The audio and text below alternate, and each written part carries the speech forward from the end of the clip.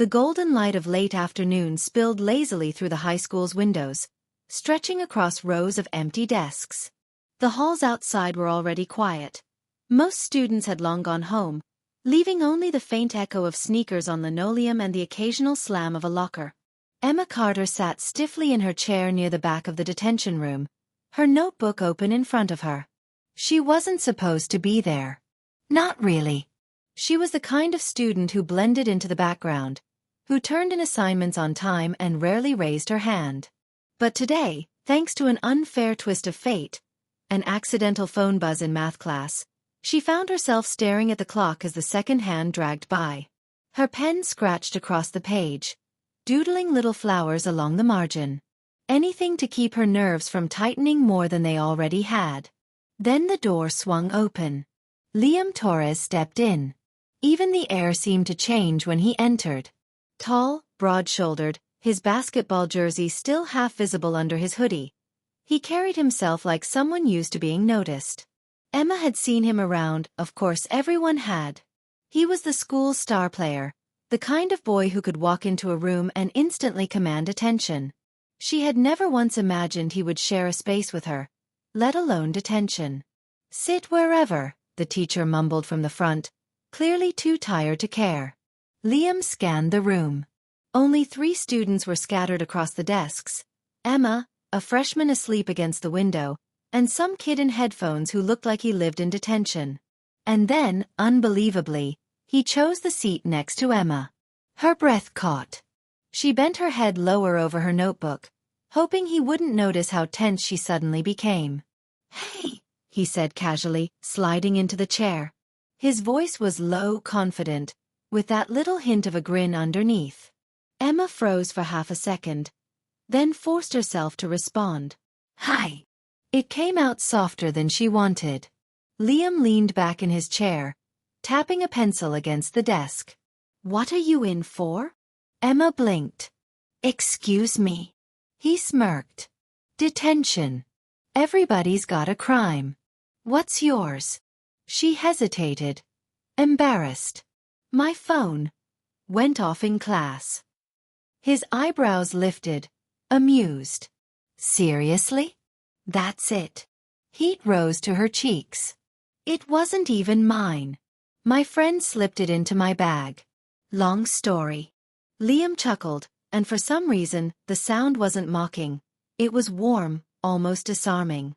"That's pretty harsh. Guess you're not exactly the detention type." "And you are." The words slipped out before she could stop them.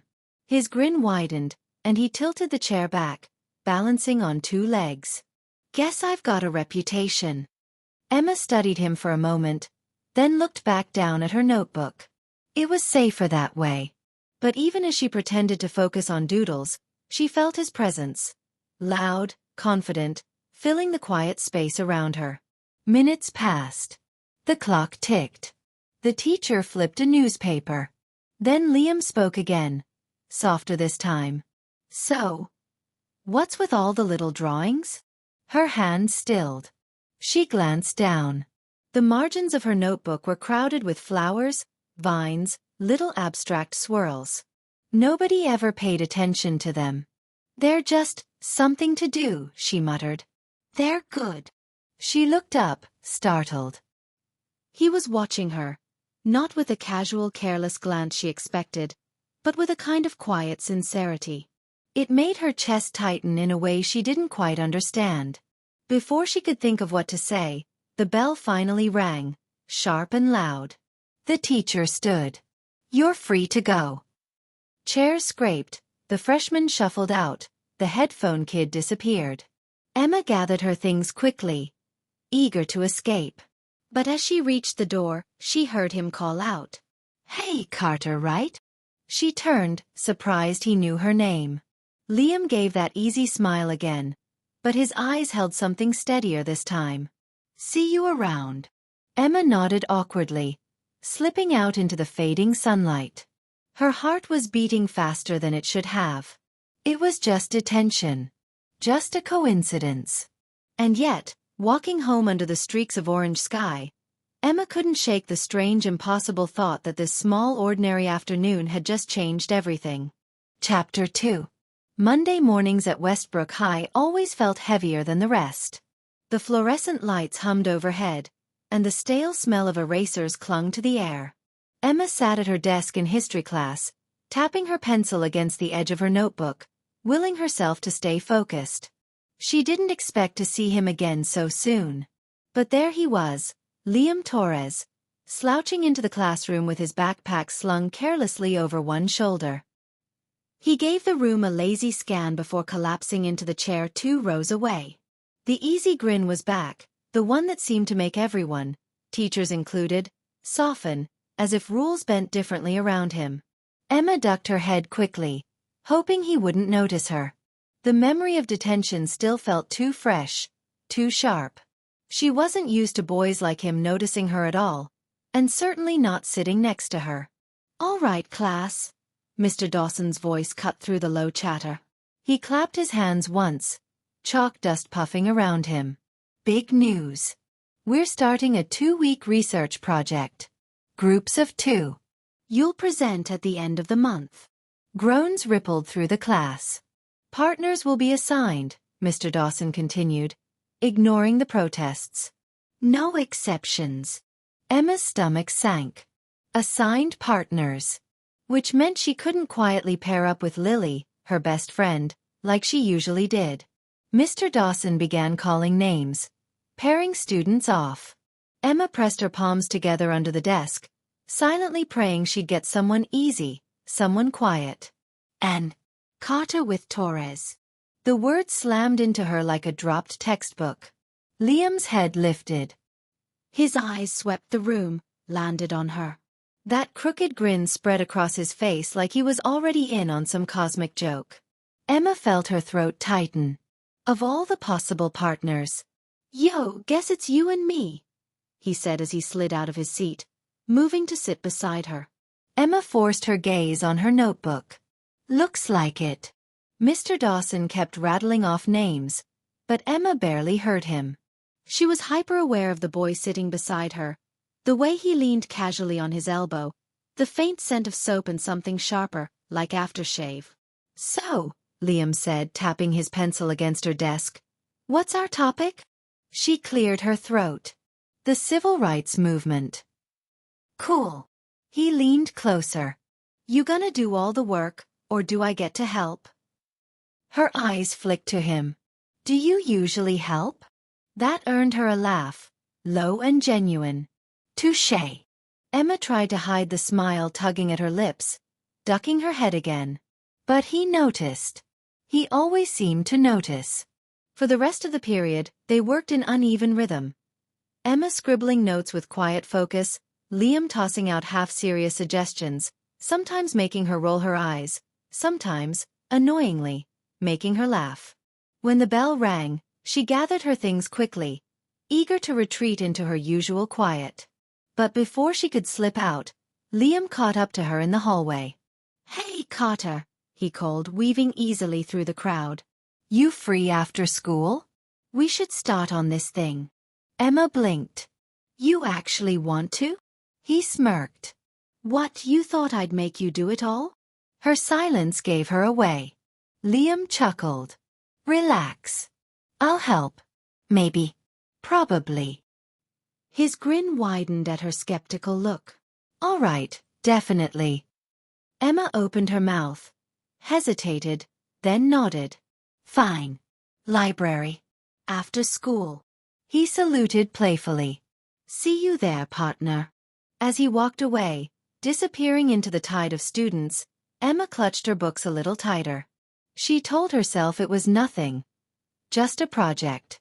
Just a coincidence.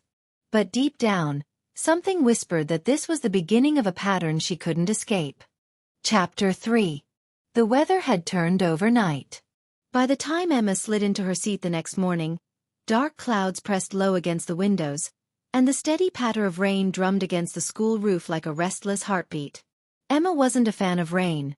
Not the mess, not the chill that crept into her clothes, but she appreciated the quiet it brought. The usual buzz in the hallways felt muted today. Conversations drowned beneath the rainfall. She wished briefly that she could curl up with a book at home instead of braving another long day at Westbrook High. But she didn't have that luxury. History class felt different now.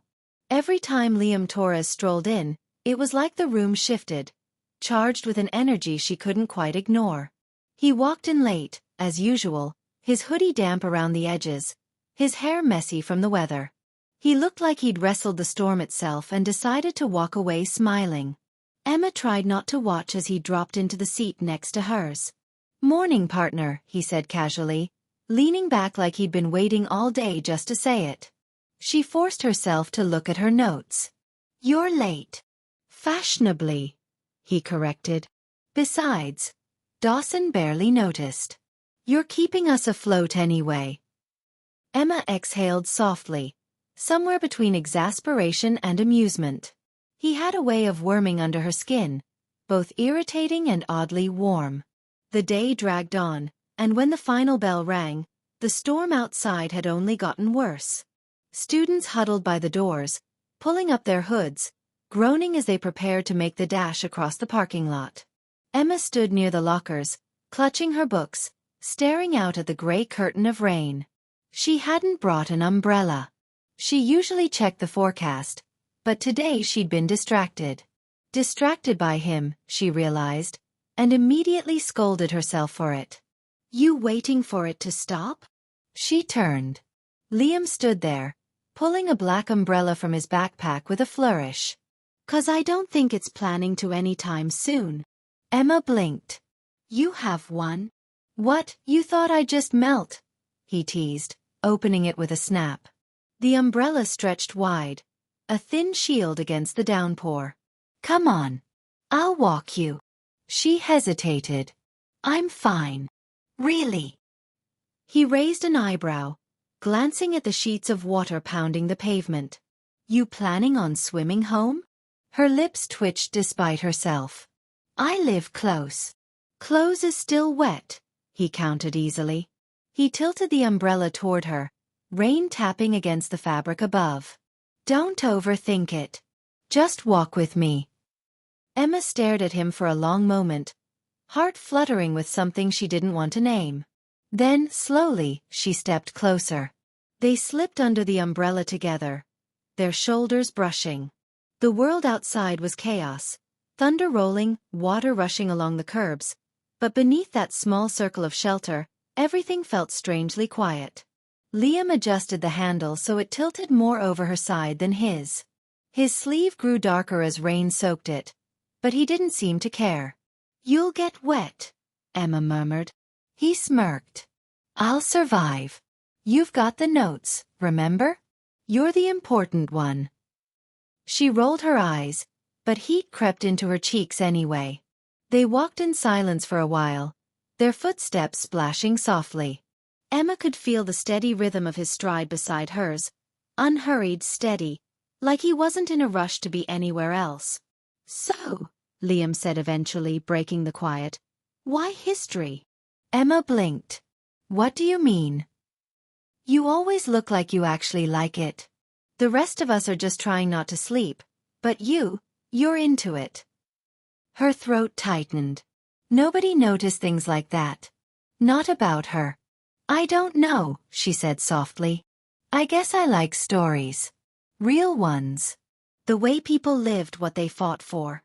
It makes everything feel bigger." Liam looked at her, his expression softer than she expected. "That's actually pretty cool." Emma glanced up at him, caught off guard by the sincerity in his voice. For once, there was no smirk, no teasing. Just honesty. She looked away quickly, heart hammering. They reached the corner where she usually cut across toward her house. The rain was still relentless, pooling in wide puddles. Liam stopped walking, lowering the umbrella slightly. "This is you?" he asked. Emma nodded. "Thanks for..." She gestured vaguely at the umbrella, not trusting her voice to say more. "Anytime." He hesitated, then tilted his head, that grin sneaking back. "Guess I'll see you tomorrow, partner." Before she could respond, He jogged off into the storm, the umbrella angled against the wind. Emma stood there, watching until he disappeared around the corner, her pulse still racing. She told herself it was nothing. Just kindness. Just a shared umbrella. But as she stepped into her house, rain dripping from her shoes, Emma knew she'd remember the warmth of his shoulder against hers far longer than she wanted to admit. Chapter 4. The warmth of the umbrella still clung to Emma as she pushed open the front door of her small two-story home. The air smelled faintly of cinnamon. Her mom must have been baking again, but the comfort she expected never quite reached her. Her mother's voice floated from the kitchen. "Emma, is that you? You're soaked." Emma slipped off her shoes carefully, setting them by the mat. "Yeah, it rained harder than I thought." Her mom appeared in the doorway, apron dusted with flour, worry etched into the lines around her eyes. She looked tired, though Emma knew she'd never admit it. "You should have called me. I could have picked you up." "I'm fine, Mom. Really." Emma gave a small smile, clutching her damp backpack straps. She didn't mention Liam, the umbrella, or the way his sleeve had been soaked through while he kept her dry. Some things felt too fragile to put into words. Her younger brother, Caleb, darted into the hallway, a soccer ball tucked under his arm. "Emma, you're late. You promised you'd help me with my spelling words before dinner." Emma sighed but crouched down, ruffling his messy hair. "I didn't forget, champ. Just give me 10 minutes to change, okay?" Caleb grinned and dashed off again, ball thumping against the stairs. Upstairs, Emma dropped her backpack onto her desk and sat heavily on her bed. The room was her refuge, a small space with pale blue walls, shelves stacked with books, and a corkboard cluttered with notes, photos, and scribbled reminders. She stared at it for a long moment, her thoughts drifting back to Liam. The sound of the rain outside seemed to echo the steady rhythm of their footsteps together. Why did it matter so much? Why did he matter so much? She shook herself, pulling out fresh clothes. It didn't matter. It couldn't. Dinner that night was lively in the way family dinners often were. Caleb bouncing in his seat, showing off his improved spelling quiz, her mom trying to hide her exhaustion, Emma listening quietly, offering small smiles and nods. But beneath it all, a weight pressed against her. Her father wasn't at the table. He hadn't been, not for months now. Work kept him away, her mother always said, though Emma noticed the way her mom's voice grew tight when she mentioned it. The absence left a hollow space no amount of laughter could quite fill. Later, after helping with dishes and tucking Caleb into bed, Emma returned to her room. She opened her history notebook, flipping through the neat pages of notes she'd taken. Tomorrow, she'd have to share them with Liam again. The thought made her stomach twist in a way she didn't understand. Her phone buzzed suddenly on the desk. A notification. She glanced at the screen. Liam Torres. "Thanks for not letting me drown in class today." Emma blinked. Her heart skipped. She stared at the message for a long moment, unsure whether to reply. She wasn't even sure how he had her number. Probably from the class group chat, or maybe he'd just been bold enough to save it when she wasn't looking. Her fingers hovered over the screen before she finally typed back. "Pretty sure you did all the drowning on your own." 3 dots blinked almost immediately. Then his reply popped up. "You noticed?" Emma couldn't help it, she laughed. Quietly into the empty room, she laughed, warmth blooming in her chest despite herself. For the first time in a long while, she didn't feel completely invisible. Chapter 5. The roar of the crowd still buzzed faintly in Liam's ears as he trudged off the basketball court that afternoon. He'd stayed late after practice, shooting free throws long after his teammates had left, as if the repetitive motion could quiet the noise in his head. It didn't. By the time he pushed through the front door of his house, the smell of reheated takeout drifted through the small, cramped living room. His younger sister, Sophia, sat cross-legged on the floor, textbooks spread around her like a paper fortress. "Finally," she said, glancing up with mock annoyance. "Coach keep you late again?" Liam tossed his bag down by the couch, running a hand through his damp hair. Something like that. He dropped onto the floor beside her, peering at the math worksheet she was frowning over. Fractions, huh? My favorite. Sophia smirked. Your favorite excuse for avoiding chores. He bumped her shoulder gently. Don't rat me out. From the kitchen, their mother's voice floated out, weary but warm. Liam, can you set the table? I had to work a double, but there's food in the fridge. Don't let it go cold. Got it, Ma, he called back, already pulling himself to his feet. The kitchen was small, its linoleum floor worn from years of footsteps, the fridge humming softly. He opened it to find boxes of Chinese takeout stacked on the top shelf. Not exactly a home-cooked meal, but after his mom's grueling shifts at the diner, Liam wasn't about to complain. Dinner was quick, filled with Sophia's chatter about school, friends, and a science project that required poster board they couldn't yet afford. Their mom listened with half her attention, exhaustion etched deep in her face, her diner uniform still faintly smelling of coffee and grease. Liam filled the silence she left, cracking jokes, teasing Sophia until she rolled her eyes but smiled anyway. He was good at that, being the glue, the distraction, the steady presence. But inside, it wore him thin. Later that night, when the dishes were stacked in the sink and Sophia had retreated to her room, Liam sat at the kitchen table with his textbooks spread before him. The overhead light buzzed faintly. He rubbed at his temple, staring blankly at an unfinished essay. His phone buzzed. A message lit up the cracked screen. Class notes tomorrow? Or should I let you sink again? Emma. Liam's lips curved upward despite the knot in his chest. He could almost hear her dry tone in the words. He typed back quickly, if I fail history, I'm blaming you. Her reply came moments later. You'd probably deserve it. Liam chuckled quietly, leaning back in his chair. For a moment, the kitchen felt less heavy. Then his gaze drifted toward the small stack of overdue bills clipped to the fridge with a magnet, and reality pressed back in. His mother's weary face. Sophia's hopeful eyes. The weight he carried on his shoulders every single day. He thought about telling Emma, about letting her see the cracks behind the confident grin he wore at school. But he shoved the thought away. She had enough of her own life to deal with.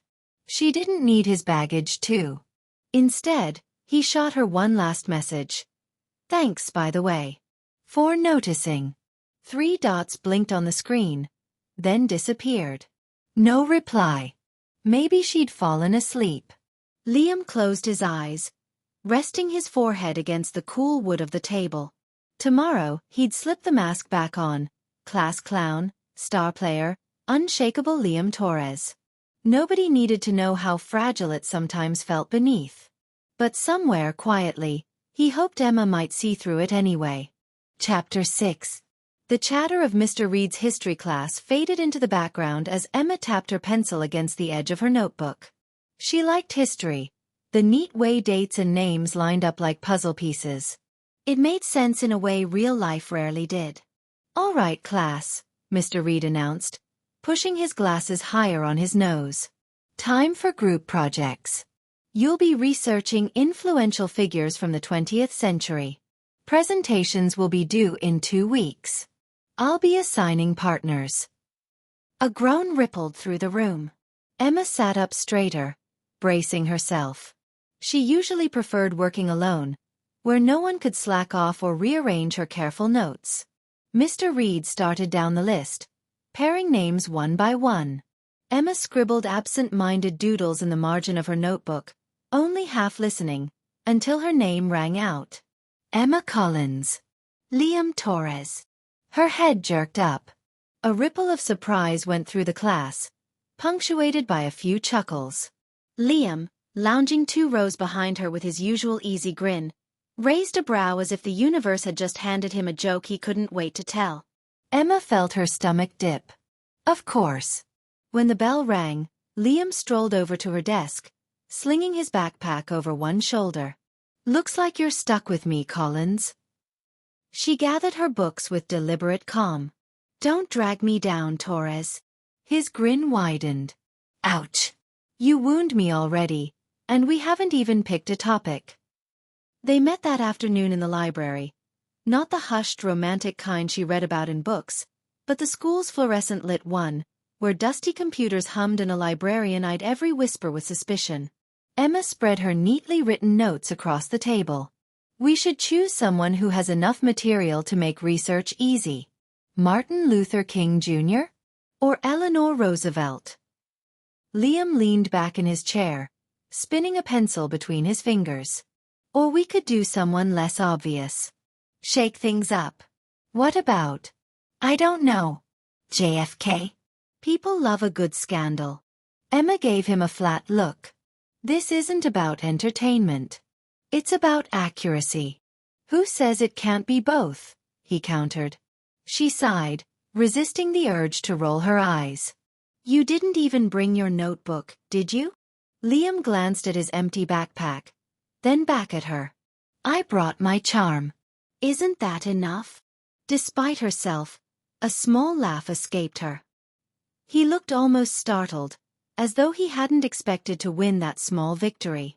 They worked, or rather, Emma worked while Liam threw out half-serious suggestions, for nearly an hour. Somewhere between her outlining key events and his doodling mustaches on the faces of historical figures in the textbook, she caught herself studying him. When he was quiet, when the joking mask slipped for just a moment, there was something thoughtful in the way he read the page as she slid toward him. His eyes lingered on details longer than he let on. Why are you even here? She asked finally, half teasing, half genuine curiosity. You don't seem like the kind of guy who cares about group projects. For a heartbeat, Liam didn't answer. Then he shrugged lightly. Maybe I'm trying to prove people wrong. Emma tilted her head. People like who? His smile returned quickly, but it didn't quite reach his eyes. Teachers. Coaches. You. The honesty in that last word hit her unexpectedly, as if he'd cracked the door open to something deeper and then shut it just as fast. Before she could respond, the librarian shushed them from across the room. Later, as they packed up, Liam slung his bag over his shoulder and gave her a half-smile. Hey, you're not so bad to work with. Bossy, but effective. Emma rolled her eyes. You'd be hopeless without me. Maybe, he admitted with a shrug. But at least hopeless is less boring. He walked ahead of her toward the doors, shoulders loose and confident. But Emma, trailing behind, couldn't shake the feeling that there was more weight behind his words than he'd ever admit. And for the first time, she wondered what it might be like to actually know him. Not the Liam who smirked through class and charmed his way past trouble, but the one who let silence linger between jokes. Chapter 7. Emma wasn't trying to overhear. She told herself that, over and over again. The only reason she was anywhere near Liam's neighborhood was because her mom had asked her to drop off an envelope at the Torres house. Something about school fundraising. It wasn't even far from her own home, just across town, but Emma had never actually been on Liam Street before. The houses here were smaller, closer together, with peeling paint and porches stacked with bicycles and worn shoes. It was late evening, the kind of gray-blue twilight where streetlights had just begun to glow, and Emma hesitated at the cracked sidewalk in front of his house. She could already hear voices drifting from inside. At first she thought nothing of it. Families argued sometimes. Her own parents snapped at each other after long days. But as she reached the front step, her hand lifting to knock, she froze. Liam's voice. Raised. Sharp. I told you I can handle it, Mom. The reply came, tired and heavy, from a woman's voice Emma assumed was Mrs. Torres. You're just a kid, Liam. You've got school, practice, everything on your plate. How do you expect to work more hours on top of that? I don't have a choice, he shot back, and this time Emma could hear the strain in his voice, the kind of edge people only used when they were standing on the brink of breaking. There was a silence, then a softer voice. Another, smaller one. A child. Emma realized it must be his little sister. Liam, are we gonna be okay? The pause that followed made Emma's chest tighten. Yes, Liam said finally, but the word came out low and ragged. Yeah, kiddo. I'll take care of it. Emma lowered her hand slowly from the door, her heart pounding. She shouldn't be here, shouldn't be listening. But the image forming in her mind, a boy who joked his way through history class, who smiled like nothing touched him, who secretly carried the weight of a family on his shoulders, stuck to her ribs like glue. She ended up walking around the block twice before finally working up the nerve to knock. By then, her pulse had settled, though her thoughts hadn't. Liam answered the door, eyebrows lifting in surprise. Collins? What are you? He stopped mid-sentence, taking in the envelope in her hand. Oh, right. Fundraiser stuff. Emma nodded quickly, handing it over. My mom asked me to drop this off. He took it, stuffing it absent-mindedly into his back pocket. His hair was messy, his shirt a little rumpled, and there was a faint weariness in his eyes she'd never noticed before. You okay? She asked before she could stop herself. For a fraction of a second, something unguarded flickered across his face. Then his trademark grin slid back into place, practiced and effortless. Of course. Why wouldn't I be? Emma studied him, tempted to push to tell him she'd heard. But she held back. Instead, she offered a small, almost tentative smile. Just making sure. His gaze lingered on her a moment too long, as though he wasn't sure whether to believe her kindness or run from it. Then he cleared his throat and leaned casually against the doorframe. You're a strange one, Collins. Most people don't check in on me. Maybe they should, she said softly. Something shifted in his eyes at that, and for a heartbeat the air between them felt fragile, like glass. As she walked away, Emma's thoughts churned. She had always assumed Liam's carefree confidence came from having everything handed to him. The easy smile, the charm, the way teachers half forgave his laziness because he was just that likable. But tonight shattered that illusion. Behind the jokes and smirks was a boy stretched thin, trying to hold his family together while the world asked too much of him. And for reasons she didn't fully understand yet, that realization made her want to know him even more. Chapter 8. The hallways of East Ridge High were always too bright in the mornings, buzzing with voices, lockers slamming, sneakers squeaking against polished tile. Emma wove her way through the chaos with her binder pressed against her chest, eyes skimming over faces that all blurred into routine. And then there he was. Liam leaned casually against his locker, grinning as a group of his soccer teammates crowded around. He had that same easy charm, hair falling into his eyes, shoulders relaxed, hands gesturing animatedly as he told some story that had the boys howling with laughter. To anyone passing by, he looked like the picture of confidence, like nothing in the world could rattle him. But Emma knew better now. Her mind kept circling back to the sound of his voice from the night before, raw and frayed at the edges as he argued with his mom, the way his little sister's question had hung heavy in the silence. Are we gonna be okay? She wondered how many people here would still laugh so easily if they knew Liam was carrying more than late homework and soccer practice. Collins. Emma blinked back to reality as Liam spotted her. He broke away from his teammates with that crooked grin that made people forgive him for anything. Why do you look like you're plotting something? I'm not plotting, Emma said quickly, heat rising to her cheeks. I was just, zoning out. Zoning out in my direction? He teased, stepping closer. Can't say I blame you. She rolled her eyes, but the banter felt different now. Before, she might have dismissed it as pure arrogance. Now she wondered if this was another mask, another layer of deflection to keep anyone from seeing what was underneath. Later that day, their English teacher paired them for a presentation project. Emma wasn't sure if fate was cruel or kind. Liam dropped into the desk beside hers with a mock sigh of resignation. Guess I'm stuck with you, Collins. Try not to drag my grade down. You mean try not to do all the work myself, Emma shot back, already pulling her notes from her binder.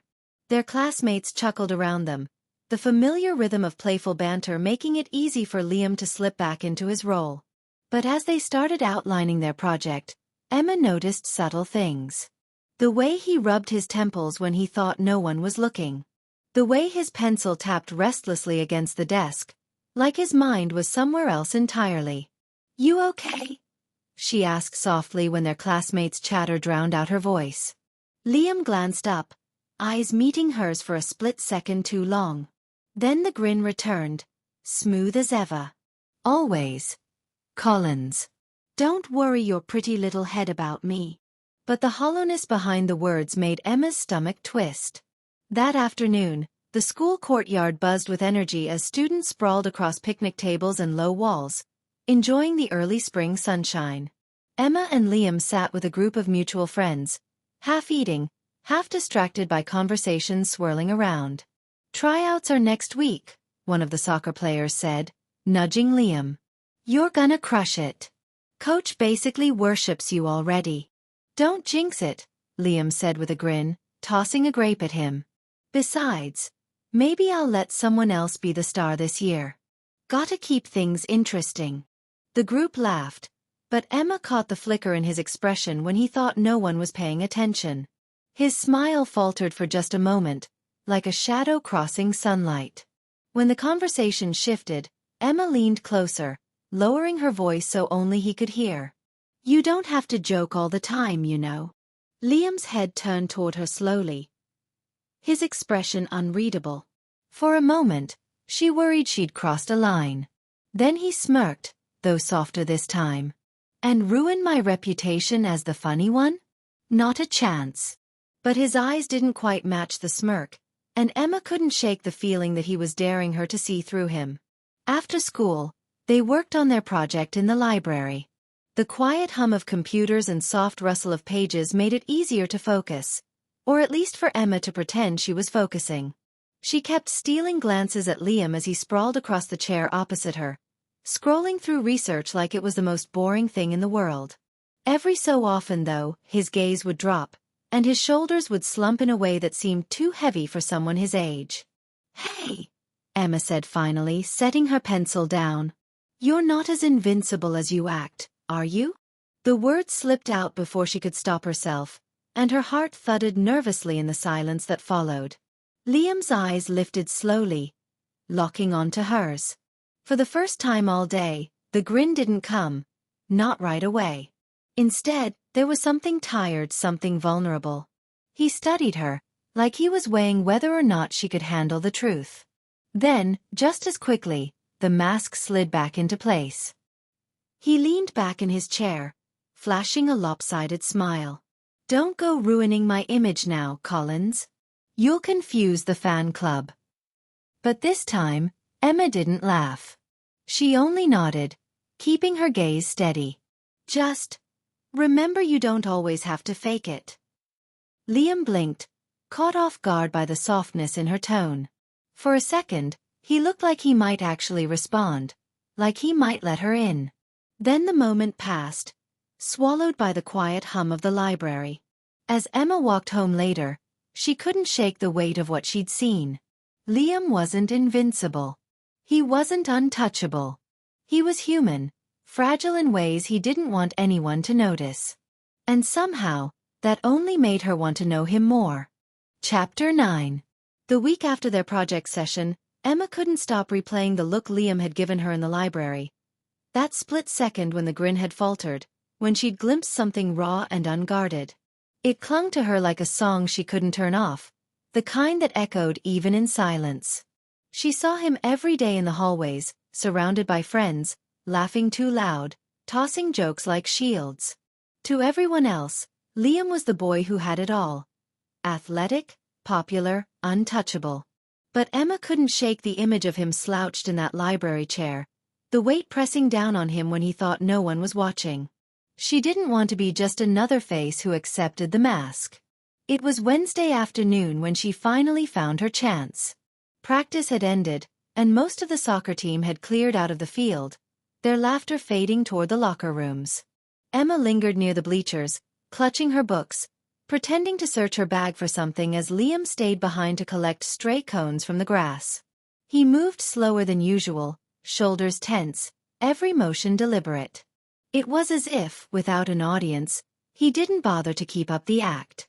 Emma's chest tightened. She could walk away, pretend she hadn't noticed, let him keep his walls intact.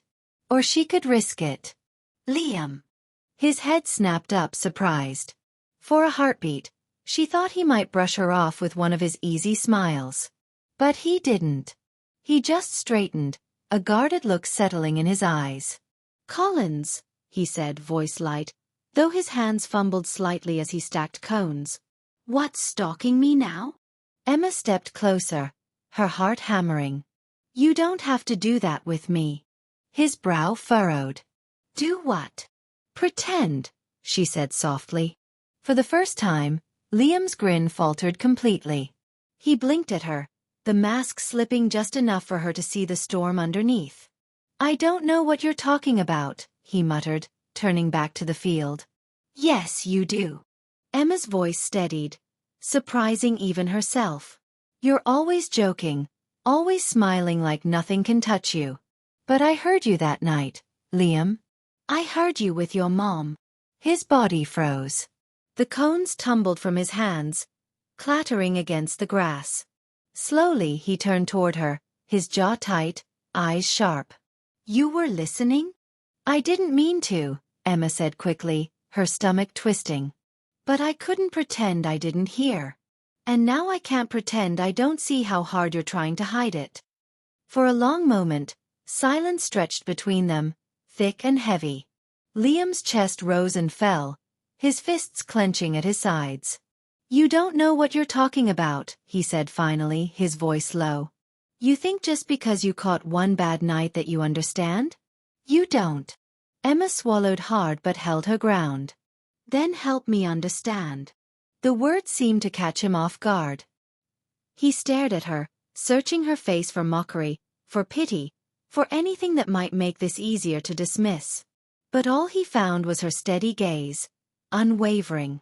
Something shifted in his expression, anger softening into exhaustion, bravado melting into something vulnerable. He ran a hand through his hair, letting out a shaky breath. "You don't get it, Emma. I can't let people see that side. If they did, everything would change. The guys on the team, the teachers, my friends. They'd stop looking at me the same way. I'm supposed to be strong. I'm supposed to hold it together. You're not supposed to be anything except yourself," she whispered. His laugh was short, bitter. "Easy for you to say." Emma stepped closer, so close she could see the strain in his eyes, the faint tremor in his hands. "Liam, you don't always have to carry it alone." For a second, it looked like he might break completely. His lips parted, eyes glistening with a truth he seemed ready to spill. Emma's breath caught, waiting, hoping. And then he shut down again. The mask snapped back into place, though not as smoothly as before. His grin returned, fragile at the edges. "You're dangerous, Collins," he said softly, shaking his head. "You're way too good at seeing things you shouldn't." Emma's chest ached at the words, but she didn't regret them. Because even if he wouldn't admit it yet, even if he kept hiding, she knew she'd gotten through. She'd seen the cracks in the armor.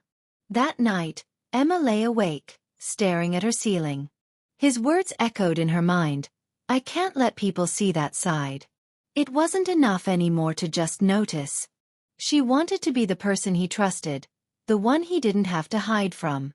And for the first time, Emma realized she wasn't just curious about Liam's secrets. She cared.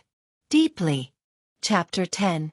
The tension from the day before still clung to Emma, like the heaviness of a storm that never quite broke. She couldn't stop replaying the look on Liam's face, the way his smile had faltered, the way his voice had cracked when he insisted everything was fine. She wanted to press him further, to demand answers, but something in her gut told her to step back. To wait. To give him a reason to trust her, not corner him. So when their English teacher announced that the class would spend the afternoon in the courtyard reading scenes from Romeo and Juliet out loud, Emma decided to let go of the tension. For once, she'd just let things play out. Of course, fate had other plans. "Emma. Liam. You two are partners." A ripple of laughter ran through the classroom as Emma's face burned. Liam just raised a brow, that mischievous half-grin tugging at his lips. "Well, Montague, he drawled, handing her the script with mock seriousness. "Looks like we're doomed." Emma rolled her eyes but couldn't stop her smile. "You'd better not butcher Shakespeare." "Oh, don't worry," he said, putting a hand dramatically to his chest. "I was born for tragic romance." The class groaned and snickered, but Emma caught the flicker of warmth in his eyes. Real warmth, not the forced brightness he wore like armor. And just like that, the heaviness in her chest loosened. They found a shady spot under the old oak tree in the courtyard, sitting close enough that their knees brushed now and then. Their banter came easily, laughter bubbling between them as Liam exaggerated his lines in a ridiculous Prince voice. Emma tried to stay composed, but by the time he threw himself dramatically onto the grass, groaning about poison and love, she was laughing so hard she had to hide her face in the script. Students walking by gave them curious looks. Emma, the quiet, bookish one, and Liam, the untouchable golden boy, laughing together as if they'd known each other for years. "Careful, people will start rumors," Emma teased once she caught her breath. Liam tilted his head, smirking. "Let them." Her cheeks flushed, but she forced herself not to look away. It was a small thing, just a few words, but something in his tone made her heart race. The rest of the afternoon passed in a blur of laughter and stolen glances. For the first time since overhearing his fight at home, Emma saw him not weighed down by shadows, but light, free, even if just for a moment. And maybe that's what he needed. Not someone to pry. Not someone to lecture. Just someone to share the silence, and the laughter, and the in-between spaces where he could breathe. When the final bell rang, Liam walked her to the gate like he always did now. They didn't speak much, but Emma noticed how his hand brushed against hers, lingering just enough to set her heart racing. As they parted ways, Liam gave her that crooked smile again, this time softer, less guarded. "Thanks for today," he said quietly, as if it were something that truly mattered. Emma swallowed the lump in her throat and smiled back. "Any time, Montague." And for a fleeting second, under the fading afternoon sun, it felt like they weren't two people with secrets and walls, but just a boy and a girl discovering something fragile and new. Chapter 11. The laughter from yesterday still lingered in Emma's memory. She could almost hear it echoing in the back of her mind. See the way Liam's eyes had softened as he'd thanked her. For the first time, she'd seen him not as the confident boy everyone admired, but as someone, just someone, who wanted to breathe. But today was different. She felt it the moment she walked into the classroom. Liam wasn't at his desk. He was never late. Ever. Even when he looked like he'd barely slept, even when his smile didn't reach his eyes, Liam always showed up. Emma's stomach twisted as she glanced at the empty seat, the chatter of the other students fading into background noise. It wasn't until third period that he finally appeared, sliding into his seat with a muttered apology to the teacher. His hair was messy, his shirt untucked, and his eyes. Emma couldn't stop staring at his eyes. They looked hollow, like all the light from yesterday had been drained away overnight. She wanted to ask what was wrong, but the way he avoided her gaze told her not to. Not yet. By the time lunch rolled around, Liam had disappeared again.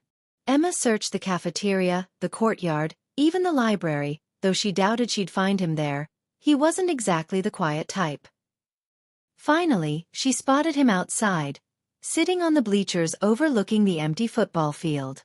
He was hunched forward, elbows on his knees, staring at the ground like the weight of the world was pressing on his shoulders. Emma hesitated. She knew this was it. Another choice point. Walk away and respect his space, or walk forward and risk being shut out again. She chose forward. "Skipping lunch," she said softly, climbing the bleachers to sit beside him. He didn't answer right away. His jaw tightened, his hands clenched together. Finally he muttered, "Wasn't hungry." Emma studied him, noticing the faint bruise along his arm, half hidden by his sleeve. Her chest tightened.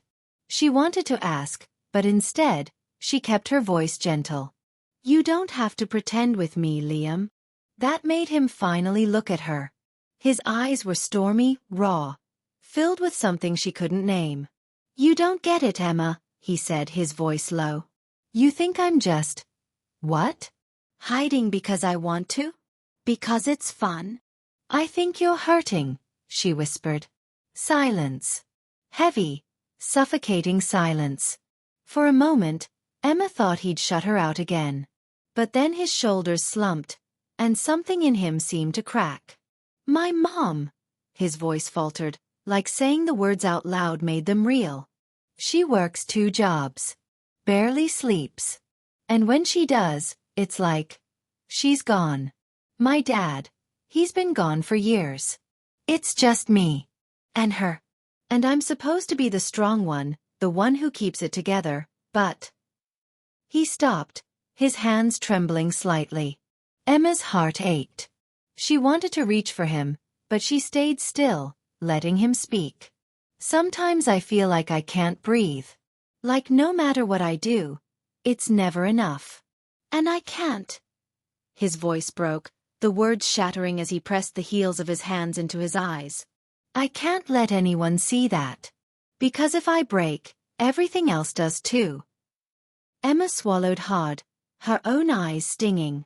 She had never heard Liam sound so fragile, so unlike the boy who made everyone laugh, who wore charm like a shield. She placed her hand gently over his, grounding him. Liam, you don't have to carry all of that alone. He laughed bitterly, shaking his head. Yeah. And what? Dump it all on you. You don't need my mess, Emma. No one does. Her grip tightened. I'm not no one. I'm me. And I care. That's not a burden. It's a choice. For a long moment, he just stared at her, his expression caught between disbelief and desperation. Then slowly, he let out a shaky breath, his shoulders sagging. You don't know what you're signing up for, he whispered. Maybe not, Emma said softly. But I know this. You're not as alone as you think. The dam inside him seemed to break then. His eyes glistened, his breath unsteady. And before Emma could stop herself, she reached out and pulled him into a hug. For a second, he resisted, rigid, unyielding. But then his arms wrapped around her, clinging like she was the only solid thing left in a collapsing world. Emma held him tightly, her heart aching at the quiet tremor in his body. This wasn't the Liam everyone else saw. This wasn't the boy with the easy smile and quick jokes. This was the boy who carried too much, who had been strong for too long, who finally let someone see the cracks in his armor. They stayed like that for a long time, the football field stretching quiet and empty before them. And Emma knew, deep in her chest, that this moment mattered. That trust wasn't built in grand declarations, but in these small, fragile truths. When Liam finally pulled back, his eyes were red, his voice rough. You can't tell anyone. I won't, Emma promised, her hand still resting lightly on his arm. This stays between us. Something shifted in his gaze then, something raw, unspoken, but powerful. For the first time, Liam wasn't hiding. He was just Liam. And Emma knew she'd do anything to protect that. Chapter 12. The morning after their late-night talk, Emma couldn't concentrate in class. Every time her gaze drifted toward Liam, she replayed the sound of his voice cracking, the way he had clutched his hands as if holding his pain together with sheer will. She had never seen him that way before. Unguarded, trembling, almost fragile. And though her heart ached for him, there was also something else, a quiet awe. He had let her in. When the bell rang for lunch, she found him already waiting under the oak tree. He wasn't hiding in the back like before, nor was he laughing too loudly with his friends. Just sitting there, backpack at his side, staring up through the branches as if he could lose himself in the shifting leaves. Emma hesitated, but when he looked up and gave her a small tired smile, her feet carried her forward without thought. Hey, she said softly, settling down beside him. Hey. His voice was quiet, but steadier than last night. Didn't think you'd, actually want to sit with me after all that. Emma frowned. Why wouldn't I? Liam shrugged, eyes flickering down to the grass. Most people don't stick around when things get messy. Emma hugged her knees to her chest, watching him. Maybe they don't. But I'm not most people. For a moment, silence stretched between them. Then to her relief he laughed, a soft, almost disbelieving sound. I'm starting to see that, he murmured, and the corner of his mouth tilted into that crooked smile she was learning to love. They ate their lunch together in the shade, and though they didn't talk much about what had happened, the silence wasn't heavy. It was comfortable. Every so often, their eyes would meet, and Emma would catch the faintest spark of something new in his gaze. Something unspoken, but real. Later that afternoon, their teacher announced a group project, assigning pairs at random. Fate, or perhaps mischief, once again threw Emma and Liam together. This time, for a history assignment. At first, they groaned in unison, and their classmates teased them with knowing smirks. But as they sprawled across the library table with notebooks and textbooks scattered everywhere, something shifted. The tension that had weighed Liam down seemed to lighten, little by little, replaced by playful banter. You do realize, Liam said, smirking as he tapped his pencil against her notebook, that I'm carrying this project. Emma raised a brow. You? The guy who thought Napoleon was an Italian painter. His mouth dropped open. I was joking. Mostly. Emma snorted, and before she knew it, laughter bubbled out of her chest. It wasn't forced, or nervous, or cautious. It was free. And Liam's laughter followed, warm and genuine, until they both had to hush themselves to keep the librarian from glaring their way. The sound wrapped around them like sunlight breaking through clouds. For once, it wasn't about his secrets or her worries. It was just them. A boy and a girl, laughing over history notes, their shoulders brushing, their walls lowering inch by inch. As the day drew to a close, they walked home together again. The air smelled faintly of rain, and the streets were bathed in the soft glow of early evening. At the corner where they usually parted ways, Liam hesitated.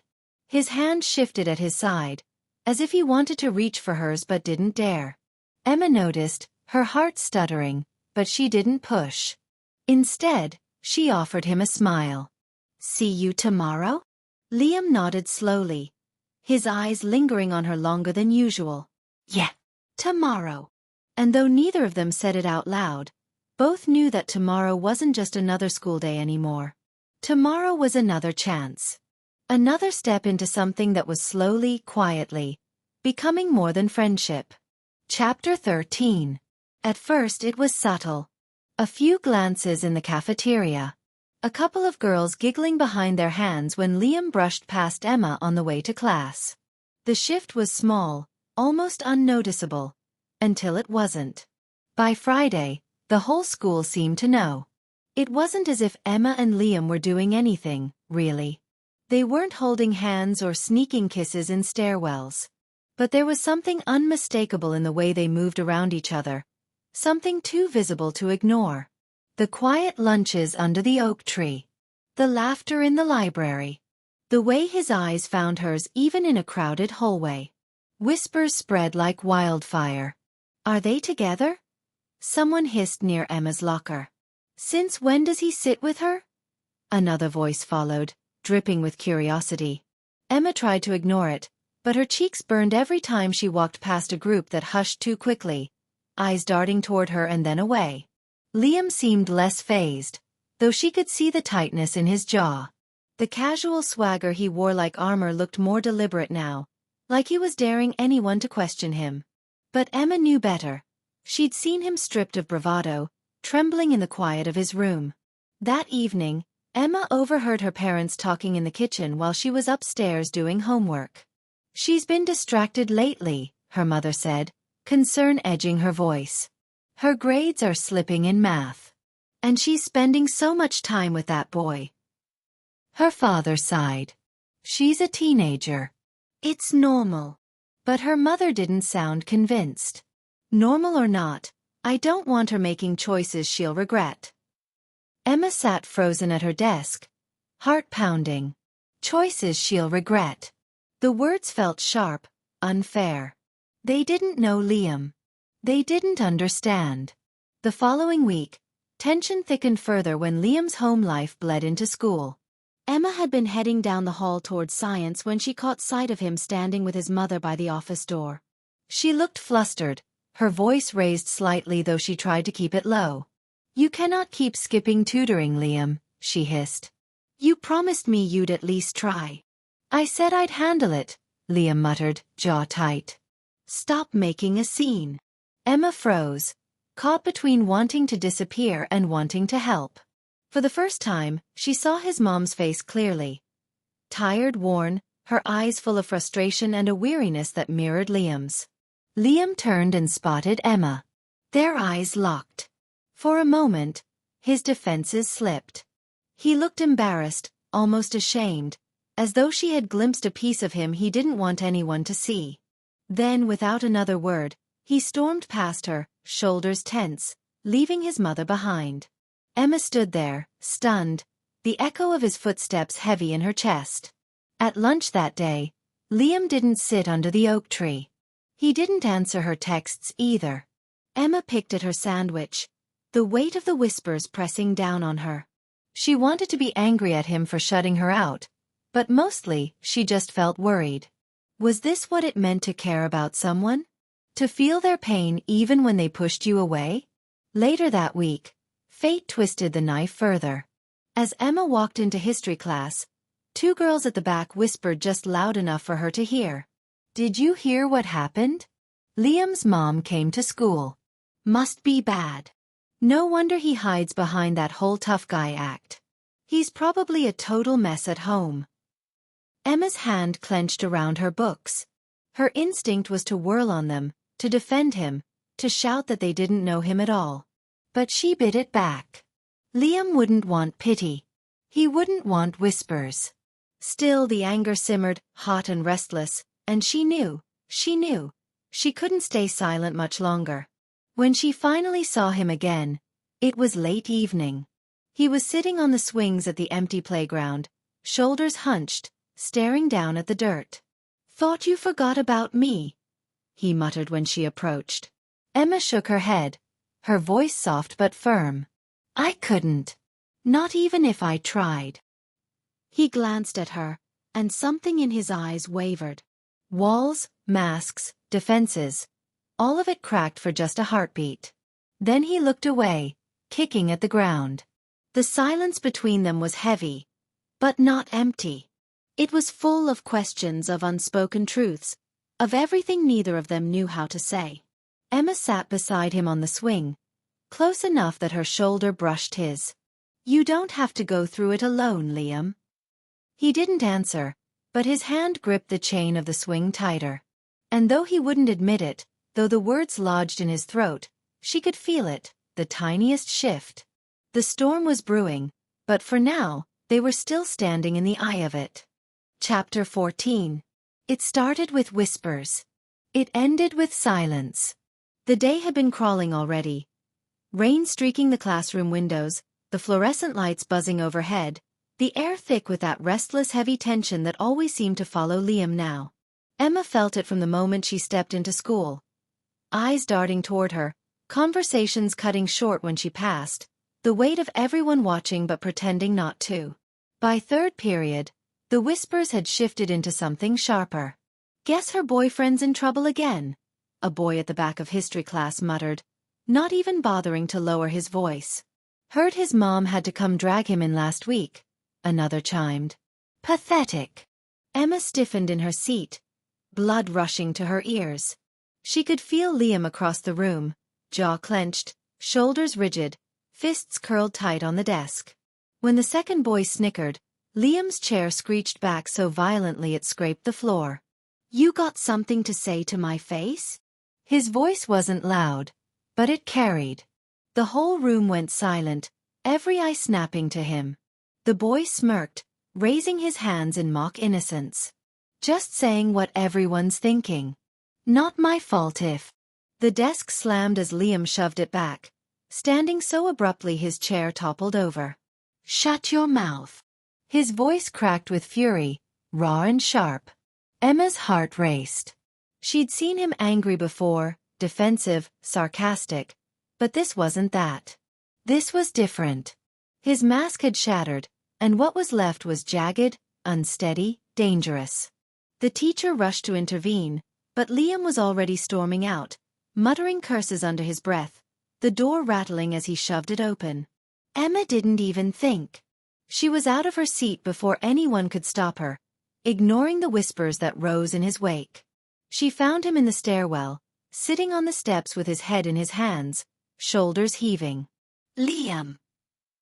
Don't!" His voice was hoarse, thick. "Don't come after me. Not this time." But Emma couldn't turn back. She sat on the step beside him, close enough that their knees brushed. "You can push everyone else away," she said softly, "but you don't get to push me." For a long moment, he didn't answer. His breath was ragged, his fists pressed against his forehead like he could hold himself together if he just tried hard enough. Finally, the words broke loose, bitter and cracked. "They don't know anything. They think I'm just some screw-up, and maybe they're right. I can't." He stopped, swallowed hard. "I can't even take care of my mom, Emma. She works herself half to death, and I still make it worse. Every time she has to come to school, it's like proof I'm just dragging her down. And now they all know. They all see it." Emma's throat tightened. She wanted to tell him it wasn't true, that he wasn't a screw-up, that he was carrying more than anyone else realized. But the words felt too small, too simple for the weight of what he carried. So instead she reached for his hand. Slowly, carefully, she threaded her fingers through his clenched fist until he let it loosen, until his grip tightened around hers instead. "They don't see you," she whispered. "Not the way I do." His head dropped, forehead resting against her shoulder, and for the first time, Liam let himself break. The boy who had always been stone, who had built walls higher than anyone could climb, crumbled in her arms. And in that stairwell, Emma made her choice. Not just to like him, not just to be curious about him, but to stand with him, no matter how messy, no matter how loud the whispers became. By the time they emerged, the rain had stopped, the sky still gray but brighter than before. The stairs would be waiting. The rumors would burn hotter than ever. But Emma didn't care. When they walked down the hallway together, side by side, she didn't flinch at the whispers. She didn't let go of his hand.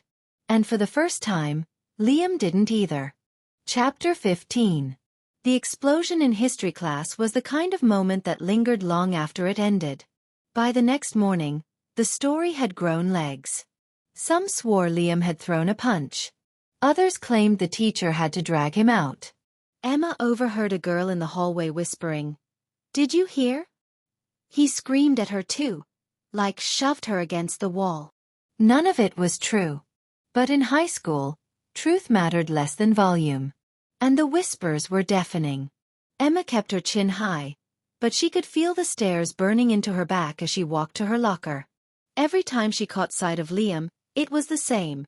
Students stepping out of his way, conversations halting as he passed, the kind of silence that wasn't respect but fear.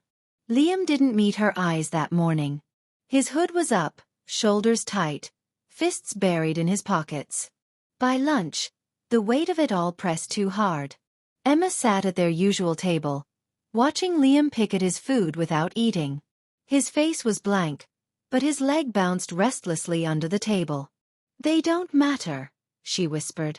"They do." His voice was low, flat. "You don't get it, Emma. This is all they'll ever see now. Just another screw-up who can't keep his temper." Her hand slid across the table, fingers brushing his. He didn't pull away, but he didn't squeeze back either. "You're more than one moment," she said softly. Liam's laugh was bitter. "Tell that to my mom. She had to sit in the principal's office again yesterday, watching him look at me like I'm already a lost cause." Emma's heart ached. She wanted to argue, to insist he wasn't a lost cause, but before she could, a voice cut through the cafeteria noise. "Emma!" Her stomach dropped. Her parents. They never came to school. But there they were, her mother's eyes sharp with worry, her father's expression carved from stone. The confrontation wasn't quiet. They pulled her aside, their voices hushed but urgent, the kind of whispers that carried anyway. "Emma, this boy, he's trouble. This isn't who you are. You're smart, responsible. You don't need to be dragged into someone else's mess." Her father added, "We've been patient, but this ends now. He's unstable. You can't keep attaching yourself to him. It's not safe." Emma felt her cheeks burn, not with shame but with fury. "You don't know him," she shot back. "You don't see what I see." Her mother's eyes softened with pity. "Honey, sometimes love makes us blind." Emma's throat tightened. She wanted to scream that she wasn't blind, that for once in her life she was seeing clearer than ever. But under the weight of their stares, words tangled on her tongue. When she turned back, Liam was gone. She found him later, on the far side of the football bleachers, sitting alone with his head bowed. The sky was turning gold with sunset, painting him in light that made him look almost fragile. "Liam," she said, breathless from running. He didn't look up. "You shouldn't be here. Not after that." Emma sat beside him, close enough that their shoulders touched. "Don't tell me where I should be. I choose this." Finally, he turned his face toward her. His eyes were rimmed red, not from anger this time but from exhaustion, the kind of bone-deep weariness of someone who'd been fighting too long, too hard, and was starting to believe the fight was unwinnable. "They're right, you know," he murmured. "I'll drag you down with me." Emma shook her head fiercely. "No. You don't get to decide that for me. You think you're broken, but all I see is someone who's carrying too much on his own. You're not going to push me away, Liam. Not now. Not ever." Her hand found his, and this time he didn't hesitate. His fingers laced through hers with a desperate kind of strength, like he was afraid she might slip away if he let go. They sat in silence, the stadium around them empty, the world far enough away that it almost didn't matter. For the first time all day, Liam let his head rest against hers, the fight draining out of him. "I don't deserve this," he whispered. Emma squeezed his hand. "Maybe not. But you deserve me. And I'm not going anywhere." For a long moment, there was no school, no whispers, no parents, no wait. Just two teenagers clinging to each other in the fragile quiet, knowing the storm hadn't passed, but believing, maybe for the first time, that they could weather it together.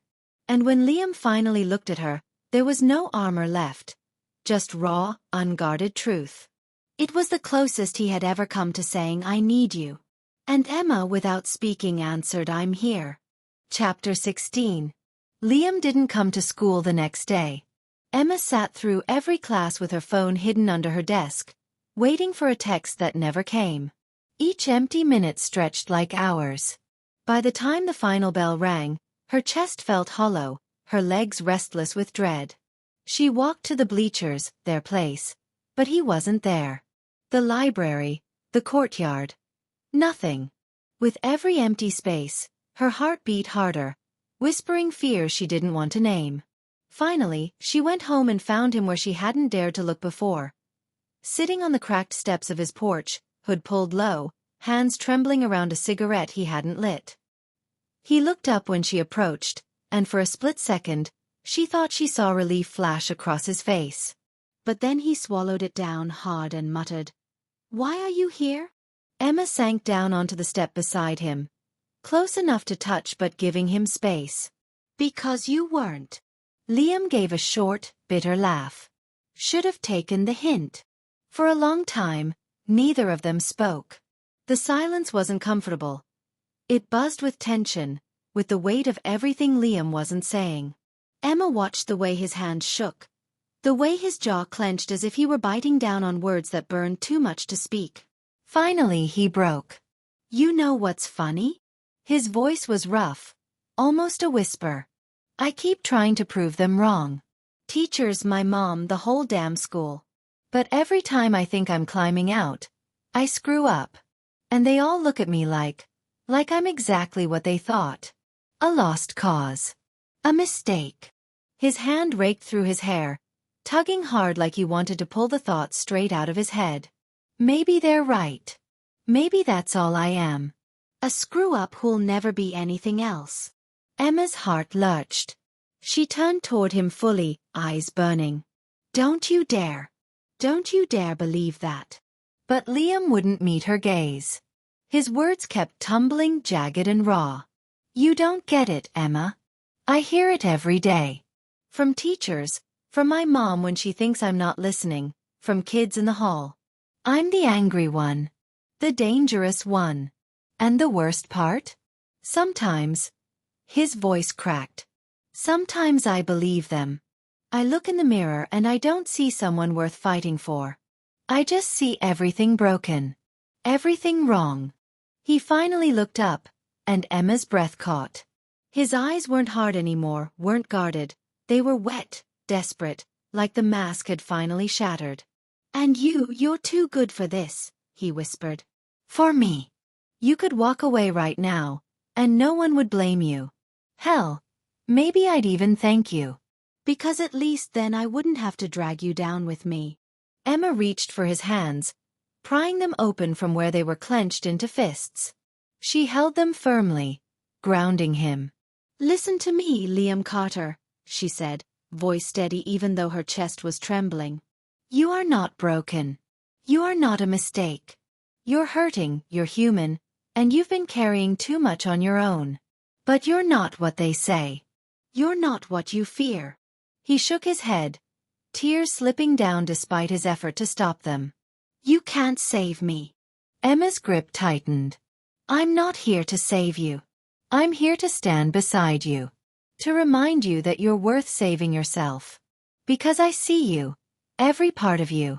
The good, the angry, the scared. And I choose all of it. I choose you. Liam stared at her, chest heaving, caught between disbelief and longing. And then the dam broke. He crumpled forward, forehead pressing to her shoulder, shoulders shaking as the tears he'd swallowed for years finally fell. Emma wrapped her arms around him, holding him as tightly as she could, as if her embrace could shield him from every harsh word, every judgment, every ghost that haunted him.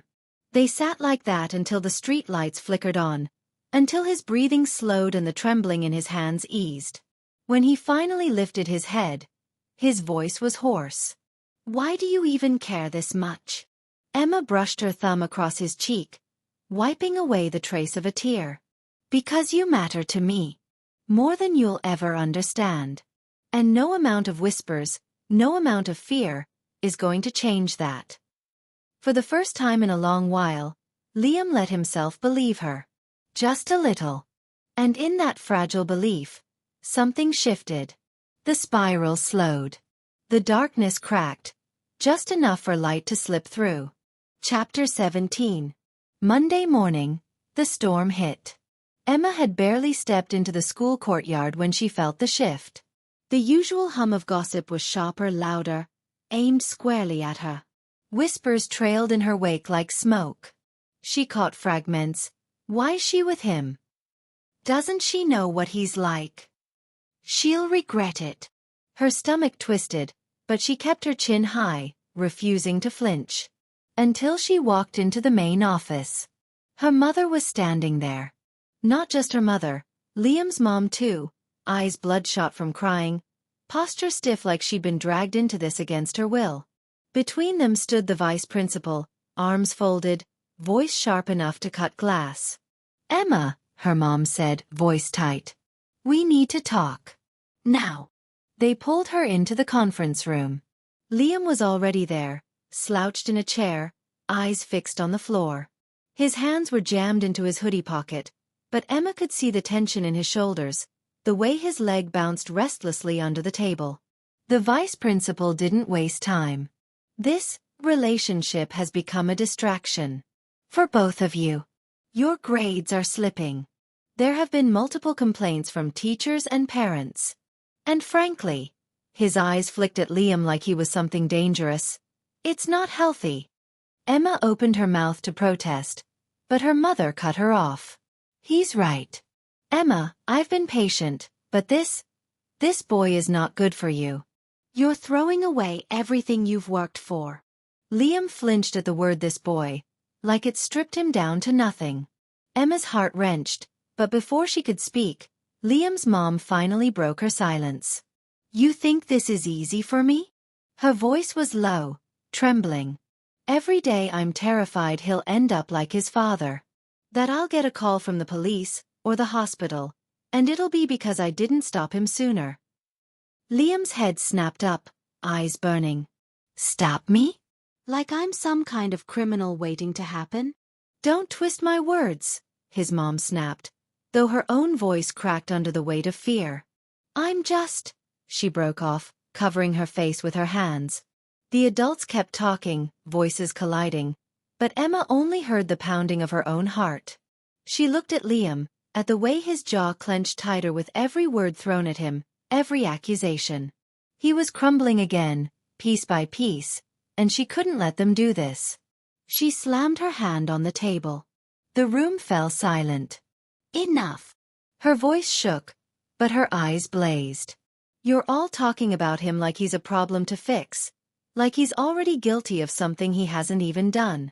He's not some label. He's not his father. He's Liam. And he's the reason I get up in the morning and believe in something more than grades and college applications. You don't see it because you don't want to, but he matters. Her mother's face hardened. Emma. No, Emma's voice cut sharper than she knew she could. You think keeping us apart will solve everything? It won't. All it will do is break me. Silence again. Heavier this time. The adults exchanged glances, but no one answered. Finally, the vice principal cleared his throat. Regardless of feelings, the two of you will be separated in classes. Effective immediately. If this continues to be disruptive, there will be further consequences. Emma felt the floor drop beneath her. Liam muttered something under his breath, pushing back his chair so hard it screeched against the tile. He stormed out of the room before anyone could stop him. Emma started after him, but her mother's hand clamped around her wrist. You're not going with him, she hissed. Emma yanked free, her voice low but fierce.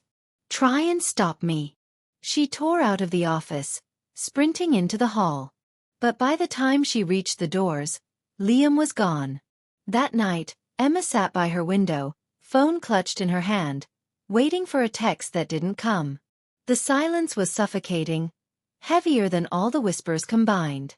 For the first time, she wasn't just afraid of what people thought. She was afraid she might actually lose him. Chapter 18. The school halls felt emptier without him. Emma noticed it the moment she stepped into first period and found his desk abandoned, the chair pushed in neatly, as if he had never been there at all. By lunch, the whispers had already started. Guess the bad boy dropped out. He's probably in juvie. Emma must have finally seen sense. She kept her head down, pretending not to hear, but every word was a splinter. Liam wasn't just skipping. He was vanishing. No texts. No calls. No shadow waiting by her locker. It was like he had folded himself into silence, and the thought clawed at her chest until she could hardly breathe. By the third day of his absence, she couldn't take it anymore. She walked straight past her bus stop after school, her sneakers pounding the cracked sidewalks toward the edge of town where Liam lived. The houses grew smaller, wearier, until she reached his, the peeling paint, the sagging porch, the windows shut tight. For a long moment, she just stood there, pulse hammering. Then she knocked.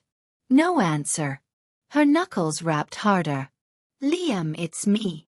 A scrape from inside. A shadow.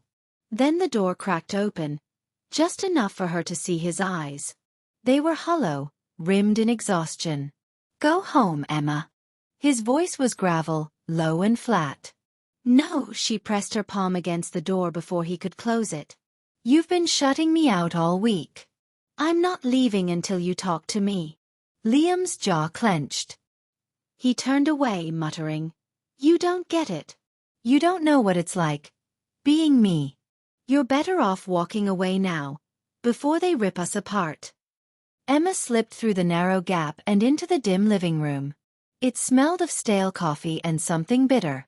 Dishes piled in the sink. The TV glowed faintly with static. And on the couch sat Liam's mom, asleep with a half-empty bottle clutched to her chest. Emma's throat tightened. She finally saw the weight he carried every single day. "Liam," she whispered, turning back to him. "Why didn't you tell me?" "Because it's pathetic." His voice cracked for the first time, bitter and raw. "Because every time you look at me, I feel like I'm lying. You deserve someone who isn't drowning in this." He gestured helplessly toward the mess, toward himself. "I can't drag you down too." For a moment, she almost broke. The walls he had built, the hopelessness in his eyes. It was like watching him fade right in front of her. But then something steadied inside her, fierce and unshakable.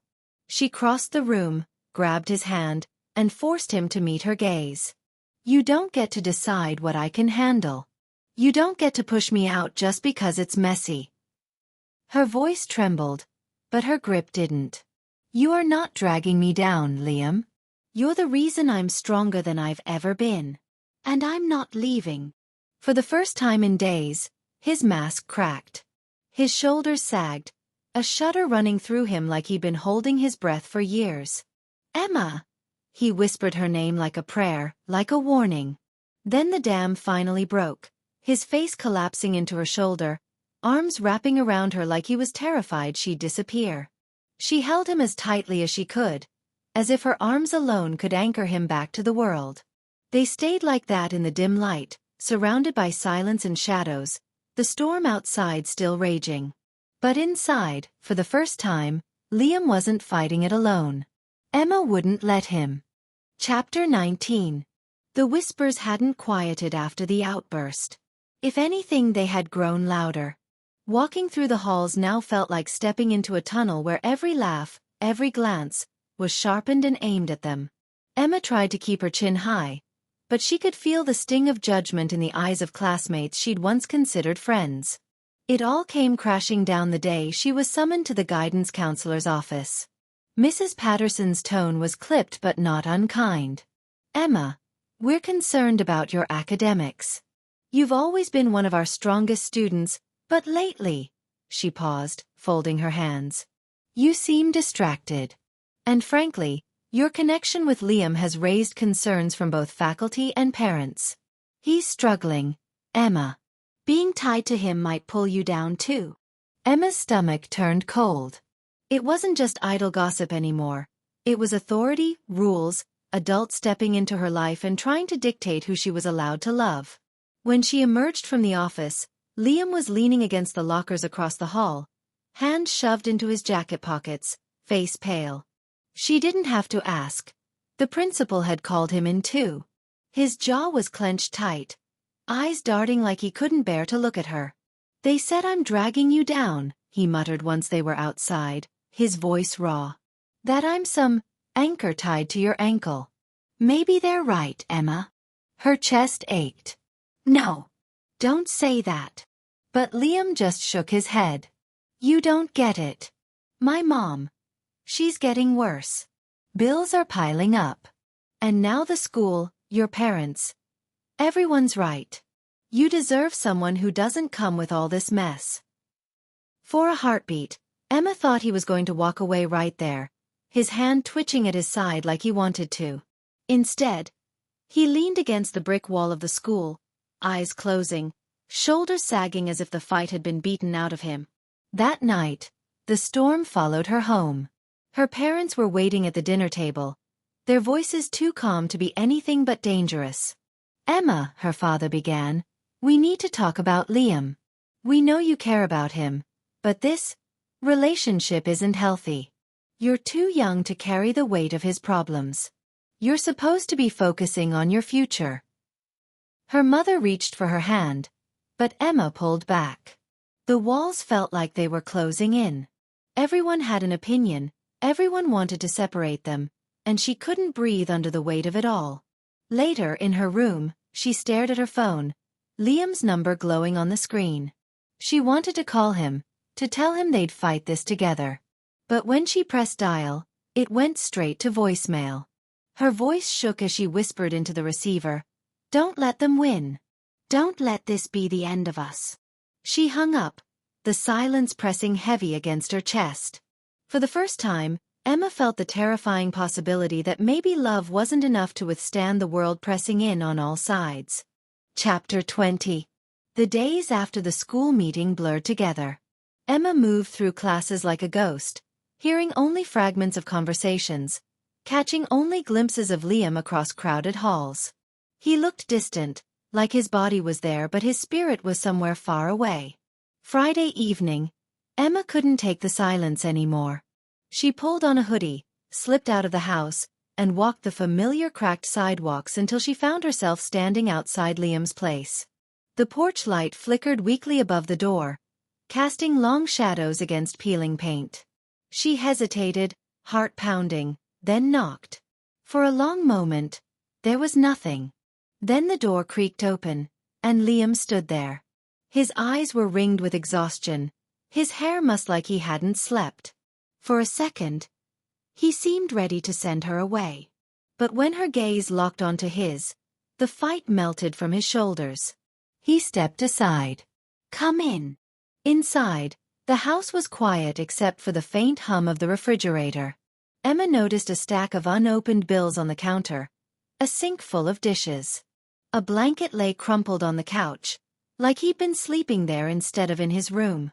They sat in silence for a while, side by side on the couch, not touching, not speaking. It wasn't the tense silence of the hallways, it was the heavy kind, the silence of two people carrying too much. Finally, Liam spoke. His voice was hoarse. "They're right, you know. About me. About this. You deserve better." Emma turned to him sharply. "Stop saying that." "Emma! No, listen to me." Her voice cracked, but she pressed on. "I don't care what the school says, or what my parents say, or what anyone whispers behind our backs. I know what I feel. And it's real. You can't tell me to let go of that like it's nothing." Liam's hands curled into fists against his knees. "And what if I ruin your future? What if I'm the reason you don't get out of this town? Don't become who you're supposed to be?" Emma's eyes stung. She reached for his hand, prying his fingers open one by one until their palms pressed together. "Then at least I'll know I chose it. At least it will be mine." For the first time in weeks, his eyes softened, a flicker of warmth breaking through the storm. He leaned into her touch, forehead resting against hers, the world falling away. "I don't want to lose you," he whispered. "Then don't." The words hung in the air, fragile and trembling but true. In that moment, nothing else existed, the bills, the school, the endless voices pulling them apart. There was just the two of them, pressed together in a small quiet house, choosing each other in defiance of everything. For the first time, Emma realized that this was what love really was. Not perfect, not easy, but fierce. A choice made again and again, even when the world said no. Outside, the street light buzzed faintly, the night stretching long and still. For just a little while, they let themselves breathe. The noise of the world would come rushing back soon enough. But for now there was silence. And there was love. Chapter 21. The following Monday, Emma walked into school with Liam by her side. She knew every eye was on them. She felt it in the hush that swept through the hallway, the whispers rising like static. She straightened her shoulders, gripping the strap of her backpack as if it could anchor her. But by lunch, the whispers had turned into something sharper. A teacher stopped them outside the cafeteria, voice clipped and formal. "Liam. Emma. The principal would like to see you both. Now." Emma's heart plummeted. The office felt colder than usual, its walls lined with dusty achievement plaques that seemed to sneer down at them. The principal sat rigid behind her desk, hands folded.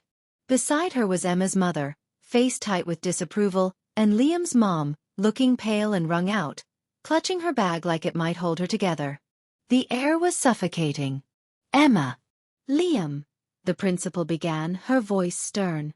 This situation has gone on long enough. Your relationship has become a distraction. To you, to the student body, and to your futures. We've tolerated it, but it cannot continue like this. Emma's throat went dry. She opened her mouth to protest, but her mother cut in sharply. Emma, this is not up for debate. You're throwing away your future for, her eyes flicked toward Liam, laced with contempt, for someone who has no stability, no path forward. Emma flinched. She glanced at Liam, who sat stiffly, his jaw clenched so hard it looked painful. His mom tried to speak, her voice trembling. He's trying. He's doing his best. But the words sounded small, drowned out by the authority in the room. The principal leaned forward. Emma, Liam, this is your last warning. If you continue this distraction, there will be consequences. Liam, suspension. Emma, removal from school activities, possibly more. You both need to decide what's more important, each other or your futures. The silence that followed pressed down on Emma's chest like a weight. Her mother's eyes burned into her, demanding obedience. Liam's hands were balled into fists on his knees, every muscle in his body tight with anger and shame. For a moment, Emma thought he might storm out. But then he turned to her, and what she saw in his eyes made her heart ache. Fear. Not of punishment, but of losing her. Emma, he whispered, voice low, raw. Maybe they're right. Maybe you should let me go. The words shattered something inside her. She shook her head furiously, tears stinging her eyes. No. Don't you dare. Don't you let them take this from us. Not after everything. Emma. No, her voice cracked, but it grew stronger, steadier. She turned to her mother, to the principal, to the suffocating weight of judgment in the room. I'm not walking away. Not from him. Not from this. If that means losing everything else, then fine. But I won't lose him.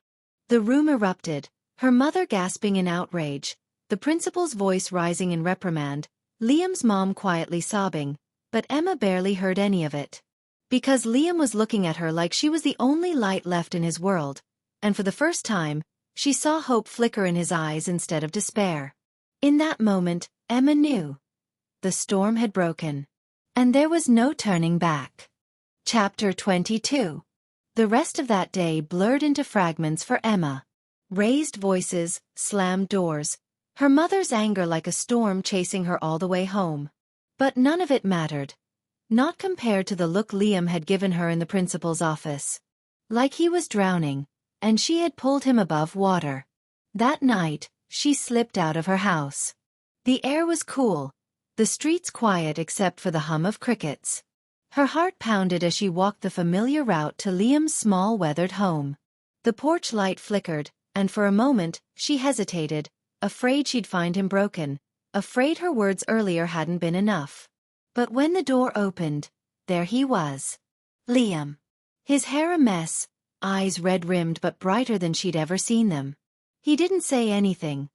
He just pulled her into his arms like he'd been holding his breath all day, waiting for her. I thought you'd hate me, he murmured against her hair. For trying to let you go. Emma shook her head fiercely, gripping him tighter. Never. Don't you get it? You're not my mistake, Liam. You're my choice. Always. Something in him cracked then, not in despair but in release. He kissed her forehead, her cheeks, finally her lips, desperate and tender all at once. And in that kiss, Emma felt it, the truth that no authority, no whisper, no future plan could erase. He was hers, and she was his. The weeks that followed weren't easy. Emma's mother barely spoke to her. Teachers eyed them with thinly veiled disapproval. Liam's suspension hung like a shadow, and his mom's struggles didn't magically disappear. But amid the chaos, Emma and Liam carved out a space just for them. Late-night study sessions at the diner. Walks across the football field under the stars. Notes slipped into lockers when the days felt too heavy.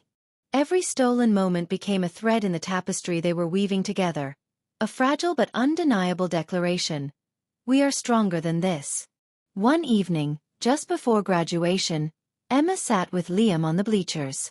The school was empty, the field bathed in the soft glow of the setting sun. She leaned against his shoulder, feeling the steady beat of his heart beneath his shirt. "You ever think about what happens after this?" she asked quietly.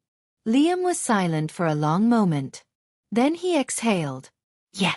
And it scares me. I don't know what comes next. College, jobs, bills. I don't have answers, Emma." He turned to look at her, eyes vulnerable but steady. "But I know I want you there. Whatever comes, I want you with me."